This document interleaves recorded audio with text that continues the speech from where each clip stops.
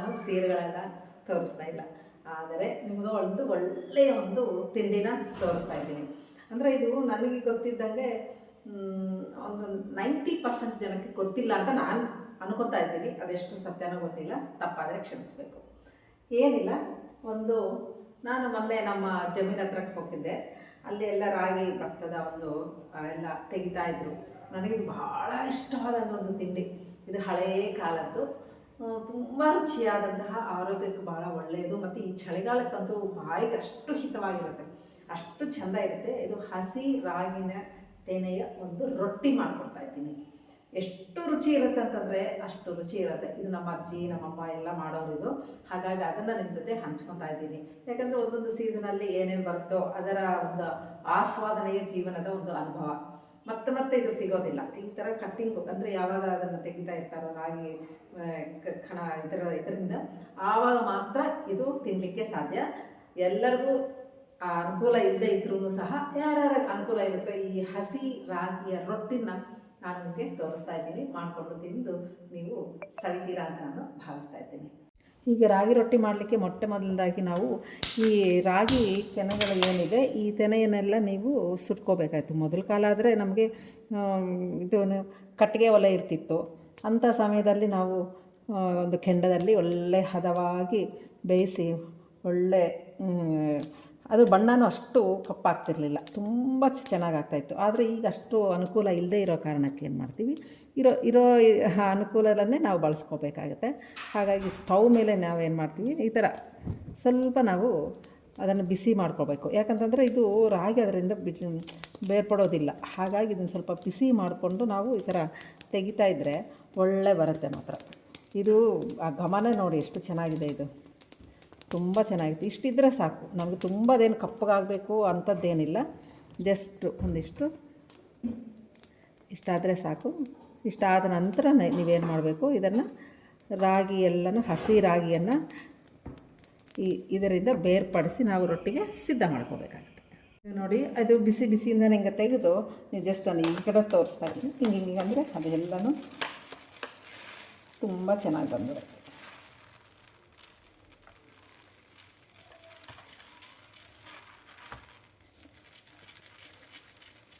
ಅದು ಸ್ವಲ್ಪ ಬಿಸಿ ಇದ್ದಾಗ ತೆಗೆದರೆ ತುಂಬ ಬೇಗ ಬೆಳುತ್ತೆ.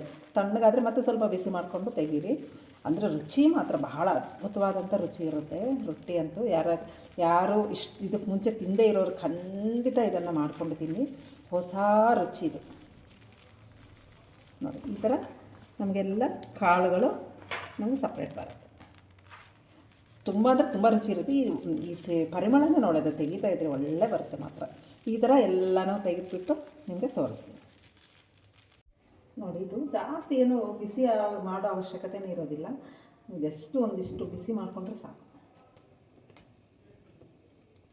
ಯಾಕಂತಂದರೆ ಬಿಸಿ ಬಿಸಿ ಇದ್ದಾಗಲೇ ಚೆನ್ನಾಗಿ ಕಾಳುಗಳೆಲ್ಲ ಬಿಟ್ಕೊಳುತ್ತವೆ ಆ ತೆನೆಯಿಂದ. ಇದೊಂಥರ ಎಕ್ಸ್ಪೀರಿಯನ್ಸ್. ಮತ್ತು ಮಕ್ಕಳಿಗೆ ನಮ್ಮ ಇದು ಕಲ್ಚರ್, ನಾವು ಹಳೆಯ ಕಾಲದ್ದೆಲ್ಲ ಇದೆಲ್ಲ ತೋರಿಸ್ತಾ ಇದ್ರೆ ಎಷ್ಟು ಖುಷಿ ಆಗುತ್ತೆ ಅಂತಂದ್ರೆ, ಅಷ್ಟು ನೋಡಿ ಬಿಸಿ ಇದ್ದಾಗ ಎಷ್ಟು ಚೆನ್ನಾಗಿ ಬಿದ್ದುಬಿಡುತ್ತೆ.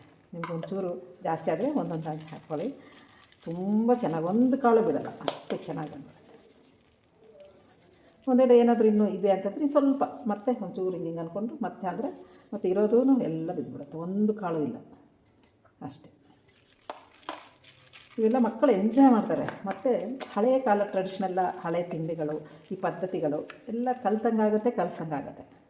ಇನ್ನೊಂದು ತಣ್ಣಗಾಯಿತು, ನಾನು ಚೂರು ಬಿಸಿ ಮಾಡ್ಕೊತೀನಿ. ಕಾಳೆಲ್ಲ ಚೆನ್ನಾಗಿ ಬೀಳುತ್ತೆ, ಕಲರೂ ಜಾಸ್ತಿ ಏನೂ ಚೇಂಜ್ ಆಗೋಲ್ಲ, ಗ್ರೀನಾಗೇ ಇರ್ತದೆ.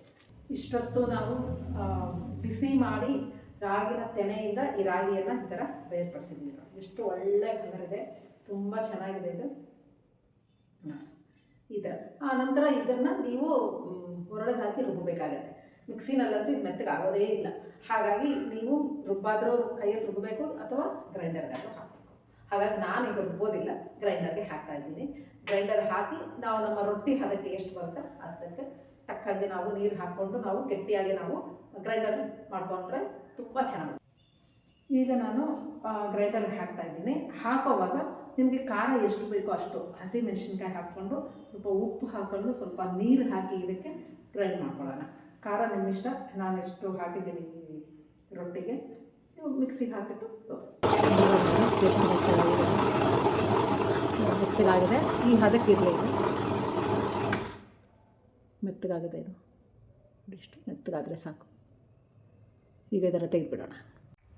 ನೋಡಿ, ಈಗ ಅದು ರುಬ್ಕೊಂಡಿರುವಂತಹ ಹಸಿ ರಾಗಿನ ಹಿಟ್ಟು ಎಷ್ಟು ಚೆನ್ನಾಗಿದೆ ಅಂತಂದರೆ ಅಷ್ಟಿದೆ. ಇದಕ್ಕೆ ನಾವು ಇಲ್ಲಿ ನನಗೆ ಸಣ್ಣಗೆ ಹೆಚ್ಕೊಂಡಿರೋ ಈರುಳ್ಳಿ, ಕರಿಬೇವು ಮತ್ತು ಕೊತ್ತಂಬರಿ ಸೊಪ್ಪು ಇಷ್ಟು ಹಾಕಿ ರೊಟ್ಟಿ ಥರ ಮಾಡೋದಷ್ಟೇ. ಭಾಳ ಈಸಿ ಇದೆ.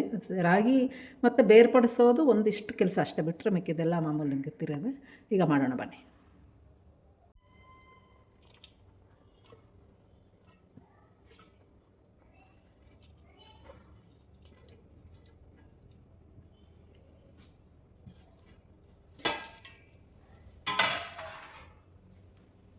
ನೋಡಿ, ಇದು ಎಲ್ಲ ಈ ಥರ ಮಿಕ್ಸ್ ಮಾಡ್ಕೊಳ್ಳೋದು. ನಿಮಗೇನಿಲ್ಲ, ಇದು ನಾವು ವರ್ಷಕ್ಕೊಮ್ಮೆ ಅದೇ ಯಾವಾಗ ನಮಗೆ ಸಿಗುತ್ತೋ ಆವಾಗ ಇದು ಭಾಳ ರುಚಿಯಾಗಿ ಅಚ್ಚುಕಟ್ಟಾಗಿ ಹಿತವಾದ ಇರುತ್ತೆ. ಇದು ತಿನ್ನಲಿಕ್ಕೆ ನೀವು ಖಂಡಿತ ಈ ಎಲ್ಲಾದರೂ ಇದ್ದರೆ ನಮ್ಮ ಮನೆಯಲ್ಲಿ ಏನಾದರೂ ಕೆಲಸ ಮಾಡೋರು ಏನಾದರೂ ಇದ್ದರೆ ಅವ್ರಿಗೆ ಹೇಳಿ, ಖಂಡಿತ ಯಾರಾದ್ರು ಎಲ್ಲಿದ್ದರೆ ಆದರೂ ಏನಾದರೂ ತಂದು ಕೊಡ್ತಾರೆ. ಅವಾಗ ಇದು ನೀವು ಮಾಡ್ಕೊಳ್ಳಿ. ಮತ್ತು ಸೊಪ್ಪಿನವ್ರು ಇರ್ತಾರಲ್ಲ, ಅವ್ರಿಗೆ ಹೇಳಿದ್ರೂ ಸಹ ತಂದು ಕೊಡ್ತಾರೆ ಅವರು. ಯಾಕಂದರೆ ನಮ್ಮ ಬೆಂಗಳೂರು ನಗರದಲ್ಲಿ ಇದು ಹಸಿದು ಸಿಗೋದು ಸ್ವಲ್ಪ ಕಷ್ಟ ಆಗ್ತದೆ. ಒಂದು ಬೇಸಾಯ ಒಂದು ಹಿನ್ನೆಲೆ ಇದ್ದವ್ರಿಗೆ ಇದೇನು ದೊಡ್ಡ ವಿಷಯ ಎಲ್ಲ ಸಿಗುತ್ತೆ. ಇಲ್ಲದೇ ಇರೋರು ಆ ಥರ ತರಿಸ್ಕೊಳ್ಳಿ. ಎಷ್ಟು ಚೆನ್ನಾಗಿರುತ್ತೆ ಅಂತಂದರೆ ತುಂಬಾ ರುಚಿಯಾಗಿರುತ್ತೆ. ಇದನ್ನು ರೊಟ್ಟಿಯಾಗಿ ತಟ್ಬಿಟ್ಟು ತೋರಿಸ್ತೀನಿ. ಅದು ಮೆತ್ತಗಾಗೋಷ್ಟಿಗೆ ನಾನು ಕೊಬ್ಬರಿ ಚಟ್ನಿ ಮಾಡ್ಕೊಳ್ಳೋಣ. ಅಂದರೆ ನಮ್ಮ ಮನೆಯಲ್ಲಿ ಹೇಗೆ ನಾನು ಚಟ್ನಿ ಮಾಡ್ತೀನಿ ಅದನ್ನು ನಿಮಗೆ ತೋರಿಸ್ತಾ ಇದ್ದೀನಿ. ಹಸಿಕಾಯಿ, ಸ್ವಲ್ಪ ಹುರುಗಡಲೆ. ನಾನು ಯಾವಾಗಲೂ ಅಷ್ಟೇ ಮೆಣಸಿನ್ಕಾಯಿನ ಸ್ವಲ್ಪ ಒಂದಿಷ್ಟು ಎಣ್ಣೆ ಹಾಕಿ ಹುರಿತೀನಿ. ಯಾಕಂದರೆ ಹಸಿ ವಾಸನೆ ಹೋದಾಗ ಚಟ್ನಿ ಭಾಳ ರುಚಿ ಇರುತ್ತೆ. ಮತ್ತು ಕೊತ್ತಂಬರಿ ಅಷ್ಟೇ ಇಷ್ಟು ಹುಣಸೆ ಹಣ್ಣು ಹಾಕ್ತೀನಿ ನಾನು ಯಾವತ್ತೂ ಅಷ್ಟೇ. ಸ್ವಲ್ಪ ಹುಣಸೆ ಹಣ್ಣಂತೂ ಹಾಕ್ತೀನಿ. ಇಷ್ಟು ಉಪ್ಪು ಹಾಕಿ ಗ್ರೈಂಡ್ ಮಾಡ್ಕೊಳ್ಳೋಣ. ಅದು ಮೆತ್ತಗಾಗಿದೆಯೋ ನೋಡೋಣ. ಈಗ ನೋಡಿ, ಹೆಂಚು ಈಗ ಸ್ಟವ್ ಮೇಲೆ ಇಟ್ಟಿದ್ದೀನಿ. ಸ್ವಲ್ಪ ಎಣ್ಣೆ ಹಾಕಿದ್ದೀನಿ. ಈಗ ತಣ್ಣಗಿದೆ ಹೆಂಚು, ಹಾಗಾಗಿ ಡೈರೆಕ್ಟ್ ಇದರ ಮೇಲೆ ನಾನು ರೊಟ್ಟಿ ತರ್ತಾಯಿದ್ದೀನಿ. ನಂತರ ನೀವು ಬಟರ್ ಪೇಪರ್ ಮೇಲೆ ನೀವು ಮಾಡ್ಕೊ. ನಾನಂತೂ ಸ್ವಲ್ಪ ತೆಳ್ಳಗಿದ್ರೆ ಇಷ್ಟೇ ರೊಟ್ಟಿ. ಯಾಕಂದರೆ ಒಂದು 5-6 ರೊಟ್ಟಿ ಆದರೂ ತಿಂದುಬಿಡ್ಬೋದು, ಅಷ್ಟು ಚೆಂದ ಇರುತ್ತೆ. ಯಾರಾದರೂ ಇನ್ನೂ ಮಾಡಿ ಕೊಡ್ತಾಯಿದ್ರೆ ತುಂಬ ಖುಷಿಯಿಂದ ತಿನ್ಬೋದು. ಆದರೆ ನಮ್ಮಂಥ ಮನೆಯಲ್ಲೇ ನಾವೇ ಮಾಡೋದ್ರಿಂದ ನಮ್ಗೆ ಯಾರೂ ಮಾಡೋರಿಲ್ಲ. ಹಾಗಾಗಿ ಒಂದು ಮಾಡ್ತಾ ಕೂತ್ಕೊಂಡು ತಿಂತಾಯಿದ್ರೆ ಇದು ಎಷ್ಟು ತಿಂದ್ರೂ ನಮಗೆ ತಿಂದಂಗೆ ಅನಿಸೋದಿಲ್ಲ. ರುಚಿ ಅಂತ ಅಷ್ಟು ಚೆಂದ ಇರುತ್ತೆ. ಹಾಗಾಗಿ ಆವಾಗ ನೀವು ಸ್ವಲ್ಪ ಈ ಥರ ನೀರು ಒದ್ದೆ ಮಾಡಿಕೊಂಡು ತೆಳ್ಳಗೆ ಮಾಡ್ಕೊಳ್ಳಿ ಇದು. ಯಾಕಂದರೆ ಇದು ಹೀಟ್ ಆಗೋಕ್ಕೆ ಮುಂಚೆ ಮಾಡಿದರೆ ತೆಳ್ಳಗೆ ಬರುತ್ತೆ. ಈಗ ಇಷ್ಟು ಮಟ್ಟಿಗೆ ಮಾಡ್ತಾಯಿದ್ದೀನಿ. ನಿಮ್ಗೆ ಇನ್ನೂ ತೆಳ್ಳಗೆ ಬೇಕಾದರೂ ನೀವು ಮಾಡ್ಕೋಬೋದು. ನಾನು ಸ್ವಲ್ಪ ಎಣ್ಣೆ ಹಾಕ್ತಾಯಿದ್ದೀನಿ. ನೀವು ನೋಡಿ, ಯಾರಿಗಾದರೂ ಎಣ್ಣೆ ಜಾಸ್ತಿ ಅಂತಂದರೆ ಕಮ್ಮಿ ಮಾಡ್ಕೊಂಡಿದ್ದೀನಿ. ಇದೆಲ್ಲ ಇದು ಮಾಡಿದ ಮೇಲೆ ನೋಡಿ, ಈಗ ಕಟ್ಟಿರೋ ರೊಟ್ಟಿ ಎಷ್ಟು ಚೆಂದ ಇದೆ, ತೆಳ್ಳಗಿದೆ. ಆರಾಮ್ಸೆ ಒಬ್ಬರು ಒಂದು 5-6 ರೊಟ್ಟಿ ಆದರೂ ತಿನ್ಬೋದು, ಅಷ್ಟು ಚೆಂದ ಇದೆ. ರುಚಿ ಅಂತ ಎಕ್ಸಲೆಂಟಾಗಿರುತ್ತೆ. ಇದಕ್ಕೆ ಹುಚ್ಚೆಳ್ಳು ಚಟ್ನಿನೂ ತುಂಬ ಒಳ್ಳೆ ಕಾಂಬಿನೇಷನು. ಅಥವಾ ಬರೀ ಬೆಣ್ಣೆ. ಅದಕ್ಕೆ ನಾನೇನು ಮಾಡಿದೆ, ನನ್ನ ಮೊಮ್ಮಗಳು ಖಾರ ಭಾಳ ಕಮ್ಮಿ ತಿನ್ನೋದು, ಹಾಗಾಗಿ ಇದಕ್ಕೆ ಖಾರ ಕಮ್ಮಿ ಹಾಕಿದ್ದೀನಿ ನಾನು.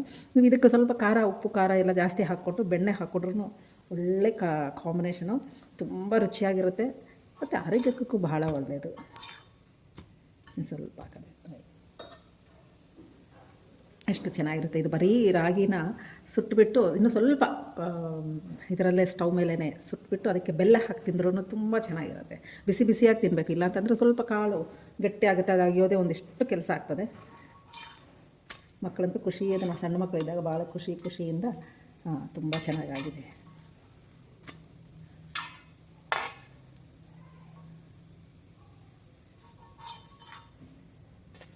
ಅದು ತೆಳ್ಳಗಿದೆ, ನಿಮಗೆ ಕಾಣಿಸ್ತಾ ಇದೆ ಅಂತ ಅನ್ಕೊತಾ ಇದ್ದೀನಿ. ಈಗ ನೋಡಿ, ಅದು ಹೆಂಚು ಬಿಸಿ ಇರೋದ್ರಿಂದ ನೀವು ಡೈರೆಕ್ಟಾಗಿ ಮಾಡಲಿಕ್ಕೆ ಹೋದರೆ ಅದು ದಪ್ಪ ಬರುತ್ತೆ, ಹಿಟ್ಟಲ್ಲೇ ಕೂತ್ಕೊಳ್ಳುತ್ತೆ, ಸ್ಪ್ರೆಡ್ ಆಗೋದಿಲ್ಲ. ಹಾಗಾಗಿ ನಾನೇನು ಮಾಡ್ತೀನಿ, ಬಟರ್ ಪೇಪರ್ಗೆ ಒಂಚೂರು ಈ ಶೇಪ್ ಕಟ್ ಮಾಡಿಕೊಂಡು ನಾನು, ಯಾಕಂದರೆ ಎಕ್ಸ್ಟ್ರಾ ಇದ್ದರೆ ಸ್ವಲ್ಪ ಫ್ಲೇಮ್ ಎಲ್ಲ ಇದಾಗಿಬಿಟ್ಟು ನಿಮಗೆ ಒಂಥರ ಸುಟ್ಟೋಗುತ್ತೆ ಪೇಪರು ಆ ಹೀಟ್ಗೆ, ಸ್ಟವ್ಗೆ. ಹಾಗಾಗಿ ನಾನು ಅದೆಷ್ಟು ಮೆಜರ್ಮೆಂಟ್ ಇದೆಯೋ ಅಷ್ಟು ಮಾಡ್ಕೊತಾ ಇದ್ದೀನಿ. ನಾನು ತುಂಬ ಚಿಕ್ಕದಾಗೆ ತೊಗೊತಾ ಇದ್ದೀನಿ. ನೋಡಿ, ಇದಿಷ್ಟು ತಗೊಂಡು ರೊಟ್ಟಿನ ನೀರು ಆವಾಗ ಕೈಗೆ ಅಂಟ್ಕೋಬೇಕು. ಇಲ್ಲ ಅಂತಂದರೆ ಅದು ಈ ಥರ ನೋಡಿ ಈಗ ಇಷ್ಟು ತೆಳ್ಳಗೆ ಮಾಡಿದ್ದೀನಿ. ತುಂಬ ಚೆನ್ನಾಗಿ ಬರುತ್ತೆ ಇದು. ಒಬ್ಬಟ್ಟಿಗಾಗಲಿ ರೊಟ್ಟಿಗೆ ಎಲ್ಲದಕ್ಕೂ ಇದು ಬಳಸ್ಕೊಳ್ಳಿ, ತುಂಬ ಚೆನ್ನಾಗಿ ಬರುತ್ತೆ. ಈಗ ನೋಡಿ ತವಾ ಇದಾಗಿದೆ.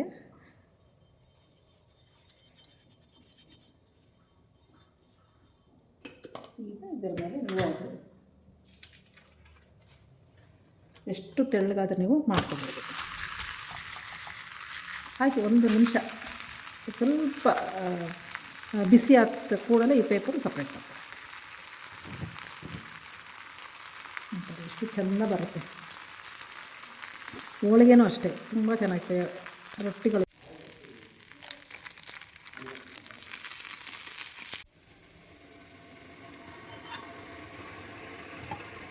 ಎಷ್ಟು ಚೆನ್ನಾಗಿದೆ.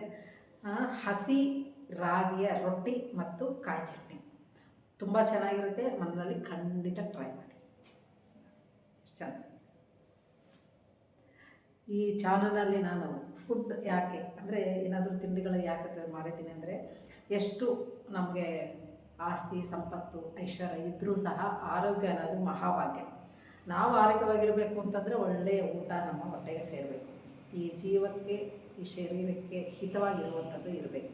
ಹಾಗಾಗಿಯೇ ನಾನು ಭಾಳ ಇಷ್ಟವಾದ ಮತ್ತು ರುಚಿಯಾದ ಆರೋಗ್ಯಕ್ಕೆ ಒಳ್ಳೆಯ ಆದಂತಹ ಈ ರೊಟ್ಟಿಯನ್ನು ನಿಮಗೆ ತೋರಿಸೋಕ್ಕೆ ನಾನು ತುಂಬ ಖುಷಿಯಿಂದ ನಾನು ಮಾಡ್ತಾಯಿದ್ದೀನಿ. ಆ್ಯಕ್ಚುಲಿ ಮೊದಲೇ ಪ್ಲ್ಯಾನ್ ಇರಲಿಲ್ಲ.